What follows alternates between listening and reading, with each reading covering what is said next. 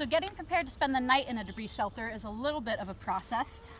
Obviously, the idea of this is that it's made just when you're in an emergency situation. So you might not have the best gear around you, but if you have access to it, or if you happen to be wearing it a lot of the time, or you're so lucky as to have been lost in the woods with your buckskin clothing, then you are ahead of the game, because one of the things with sleeping in a debris shelter is the itchiness of the scratchy grass. So buckskin, wonderfully, is really good at keeping itchy grass out of your nether regions and anywhere it would be scratchy itchy. So I'm going to go ahead and get myself into my buckskin jacket and pack myself into this here debris shelter.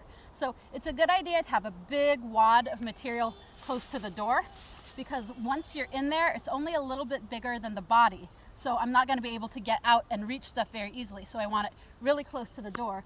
And then I'm going to pack myself in, and then I'll bring some handfuls of grass in to get it all around my legs and around my torso, so that I'll be really nicely insulated with no more gear than what I happen to have been wearing when I ended up in a survival situation.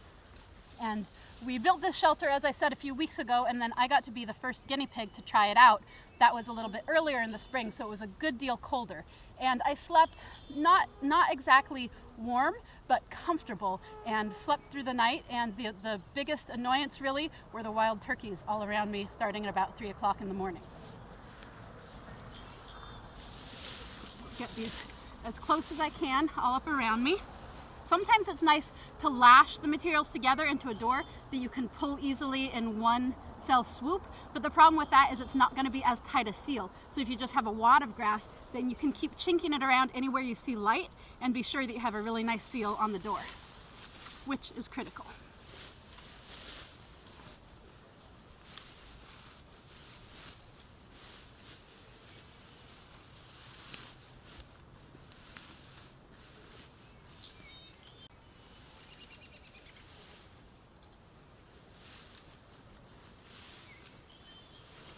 Then you just pop the door out of the way like a gopher coming up out of its hole.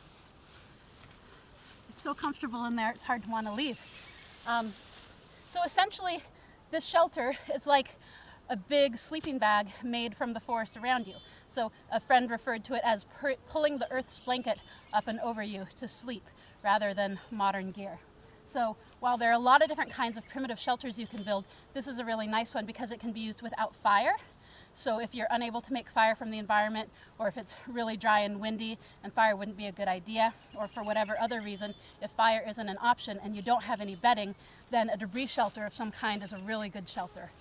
You can use whatever loose, fluffy material is around you. So if you're not in a grassy field like this, but you're in a forest, then sometimes a bunch of pine needles and duff or leaves work well. And you want it to be about as thick as your arm is long. So I want to be able to reach down into here and be able to get all the way into my shoulder before I hit the pole structure on the inside.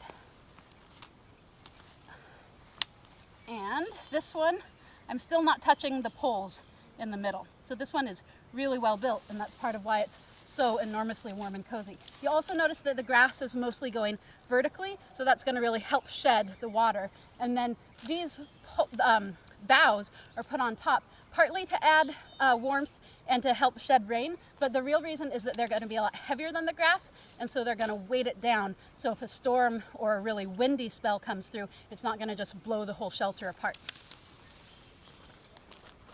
So again, you can't see this from the outside, but what the structure is it's got 3 forked sticks all caught on one another, with the ridge pole going between them. Then down at the bottom, several more forked sticks that are dug into the ground, and then a ridge pole laid in, and then a bunch of shorter poles laid up against that. And it's okay for them to be a little bit long and come together in an X, because that allows a place to pack that debris in, so it isn't all just kind of slumping down and collecting down at the base. So a nice layer of poles, smaller poles laid against that, and then just heaps of debris piled on top. The first couple layers kind of woven in, and then branches stuck in there that'll hold the debris again so it doesn't all slump off. And then more and more debris piled on there until it's again at least as thick as your arm. and then the boughs on top. And yeah, it just makes a wonderful, warm and cozy structure. And we've been sleeping in this, taking turns for quite some time. So a lot of different folks have got to spend the night in this shelter. And it's one of the most warm and comforting sensations to feel like you have the blankets of the forest keeping you warm at night. Thanks so much for watching, everyone.